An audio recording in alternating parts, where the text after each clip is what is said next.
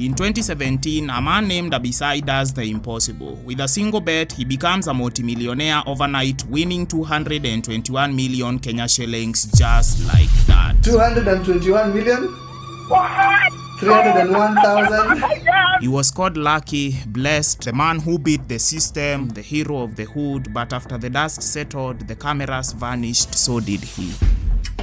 7 years later, betting is still alive, but it's changed. The flashy apps are slicker, the wins are rarer, and now everyone's talking about one thing. Aviator imeniosha tu sahi 7k, 7,000 ndo nimekuwa nimelipwa salary ya March na nikaekeza pale 7k. And that is addiction to gambling. Wallahi ni Aviator na sitacheza Aviator tena. Kujitoa hai ndani ya duka lake, huku ikidaiwa kuwa ni baada ya kushiriki mchezo wa kuendesha ndege almaarufu Aviator na kupoteza kiwango kikubwa cha pesa. From a dream come true to a digital trap. What really happened to Abisai, and what is happening to the rest of us?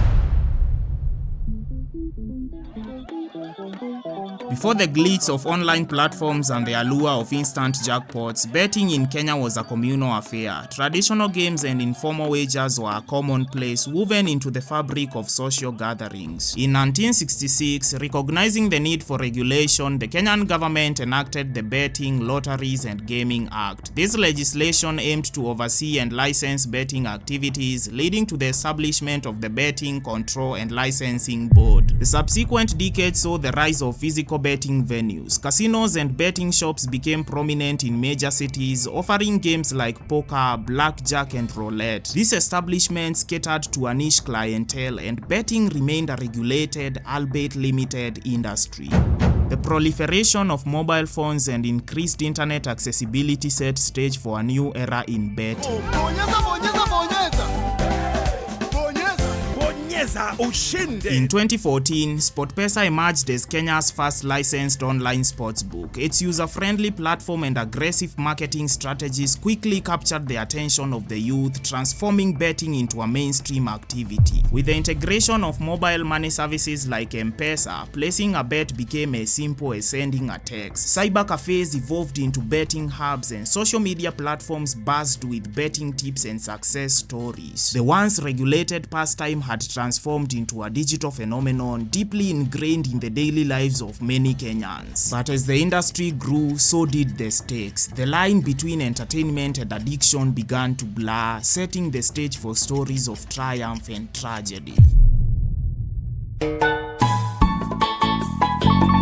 In 2017, Samuel Abisai, a 28-year-old from Kakamega County, made headlines by winning Kenya shillings 221 million in SportPesa's mega jackpot. This was the largest payout in African gaming history at the time. In a welcome befitting a king, 28-year-old Samuel Abisai, the winner of 221 million shillings mega jackpot. Abisai's journey began with humble roots. Born into a family of 12 children, he started hawking polythene bags at the age of 6 to support his family. His education was sponsored by an non-governmental organization, leading him to the University of Nairobi. Following his win, Abisai became a national sensation. His story inspired many Kenyans to try their luck in betting, hoping to replicate his success. However, while Abisai's story was one of triumph, for many others, betting became a source of financial strain and addiction. Abisai's win was a turning point, a moment that ignited a national obsession with betting. But as we'll see, not all stories have a happy ending.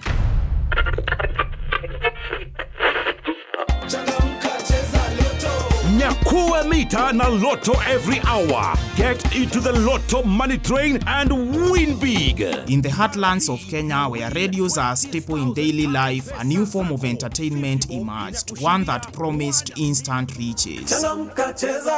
Local radio stations began airing interactive betting games, captivating an audience that had never before engaged in such activities. These games, often presented during prime listening hours, blurred the lines between entertainment and gambling. The allure was irresistible. With just a small mobile payment, listeners stood a chance to win big.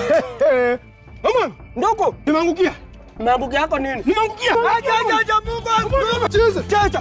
Cheza cash now. SMS win to 29030 or visit www.chezacash.com for a chance to win millions. The impact was profound. A survey by the Central Bank and KNBS revealed that elderly Kenyans were betting an average of 49 times a week, surpassing all the other age groups. The consequences extended beyond financial loss. Families reported strained relationships, with some elders becoming secretive or defensive about their gambling. The trust between generations began to erode. Media outlets in their quest for higher engagement and revenue played a pivotal role in normalizing gambling. The integration of betting into mainstream programming made it seem harmless, even communal. As the lines between entertainment and exploitation blur, the question remains, at what cost does the promise of easy money come?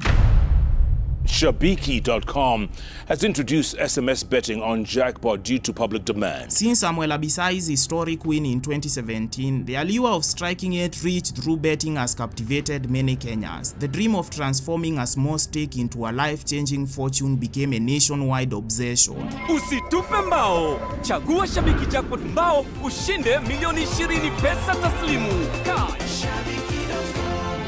However, as the betting craze intensified, so did concerns about the integrity of the system. Allegations began to surface about betting sites manipulating bet slips and engaging in unethical practices. Some bettors reported instances where their bet slips were mysteriously altered after placement, leading to losses they couldn't explain. Such experiences eroded trust in the platforms they once relied upon. In March 2025, national goalkeeper Patrick Matasi was suspended following allegations of match fixing, casting a shadow over the fairness of the games bettors wagered on. Give you a phone call, and boss will confirm you have received. Okay. Then deal is on. Okay. That first half draw, what we want must come. All right, immersing ourselves into the world of sports, where national men's football team goalkeeper Patrick Matasi is facing match-fixing allegations. For many, the dream of hitting the jackpot turned into a nightmare of financial loss and broken trust. The once glamorous world of betting revealed a darker side, where the odds seemed perpetually staked against the average player. Kenyans began questioning the integrity of these betting platforms. In under 18 months, a 27-year-old Nairobi lady named Hope Ligami reportedly won 3 separate lottery promotions. 50,000 from Lotto in April 2023, a Proton Saga car from Mozart Bet, and 250,000 Kenya shillings from Shabiki JetX promo in March 2025. While some praised her as the luckiest woman in Kenya, many weren't buying it. Mchezo wa town, they said, a staged act, a PR stunt. I mean, really, how lucky can one person get? 3 platforms, 3 wins in less than 2 years? For many, it did not add up, and so the question lingered. Are these promotions real or just a well-crafted bait? In late 2024, a new game soured into Kenya's betting scene, Aviator. Unlike traditional sports betting, Aviator offered a fast-paced, visually engaging experience that quickly captivated many. The game's premise is simple yet thrilling. A virtual plane takes off, and as it ascends, the multiplier increases. Players must decide when to cash out before the plane crashes. Wait too long, and you lose everything. Its simplicity and the promise of quick returns made Aviator immensely popular. By December 2024, how to play Aviator became one of the most searched phrases in Kenya. Betting companies capitalized on this trend. SportPesa's Angukia Aviator campaign distributed over 9,000 free bets daily, further fueling the game's popularity. However, with its rise came concerns. The game's addictive nature led to significant financial losses for many. Stories emerged of individuals depleting their savings, falling into debt, and experiencing severe emotional distress. Ya kwanza kuachana nao hii mwaka tunaenda nayo kesho. Wallahi ni Aviator na sitacheza Aviator tena. Hata nimeacha leo, kutoka leo juu sasa sioni faida yote ya Aviator. Kazi tu ni ukuliwa. Ama hata Ruto atoe hiyo mambo ya Aviator kabisa, tusaidie. Hapa watakuwa wametusaidia. One individual shared, betting wiped off my savings, and to recover the money, I took loans. I am down to my last cent with loans amounting to over 34,000 Kenya shillings. Reports began emerging of people taking their lives after losing money in the Aviator game. Ambapo hali ya simanzi ilitanda katika soko la Shinyalu, kaunti ya Kakamega.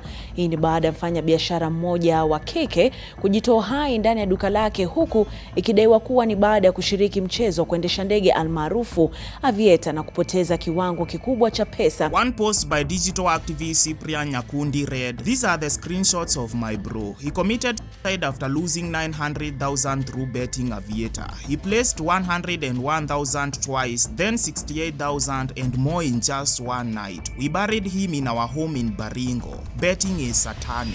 The government took notice regarding the measures being taken by the government in respect to its mandate of regulating and controlling gaming activities in Kenya, specifically the so-called Aviator game of chance. In March 2025, the Betting Control and Licensing Board ordered audits of Aviator and similar games, citing public concerns about their mechanics. Operators were required to disclose game algorithms and ensure fairness. Members of Parliament echoed these concerns, proposing stricter regulations or even a complete ban on Aviator, highlighting its detrimental effects on society. The promise of quick riches has turned into nightmare for many Kenyans. The rise of betting, particularly games like Aviator, has led to a surge in financial ruin, mental health crises, and broken families. These are not isolated incidents, and across the country, stories emerge of individuals driven to desperation by mounting debts and unfulfilled promises of wealth. In response to growing crises, lawmakers and citizens alike are demanding action. Proposals range from tighter regulations to outright bans on games like Aviator. As Kenya grapples with the fallout of its gambling epidemic, the path forward lies in awareness, regulation, and compassion. Only then can the nation heal from the wounds inflicted by the pursuit of easy money. If you watched this video to this point, thank you very much. Ensure you subscribe because more videos are on the way. And yeah, see you next time.